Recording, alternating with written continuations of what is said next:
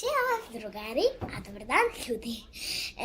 Sad ću vam pokažem kako se E i R piše. Da napišemo na ovom papiru. Evo. Idem, opet nekad nam ne treba linije, samo probajte što ravnije. Idete ovako, sa E idete ovako ravnu liniju, pa sve su vam ravne. Pa ovdje gore, pa ovdje po sredini i onda ovdje na kraju. A malo je drugačije. Idete ovako, hop, kao S. Tako. Pa onda stavite ovako crticu da bude ovako.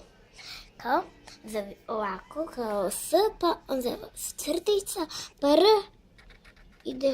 Idete ovako, ravna, kao ovdje. I sada idete kao stomačić gore. Kao da ima ovdje gore stomačić. A onda malo R, imate ovako linijice.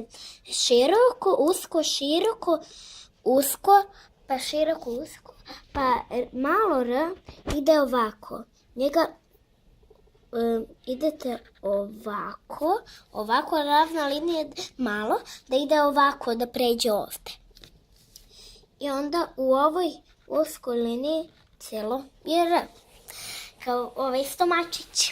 I eto, sad smo završili. Sad znate da pišete E i R, a sljedeći put, ako gledate, učit ćemo po 3 slova.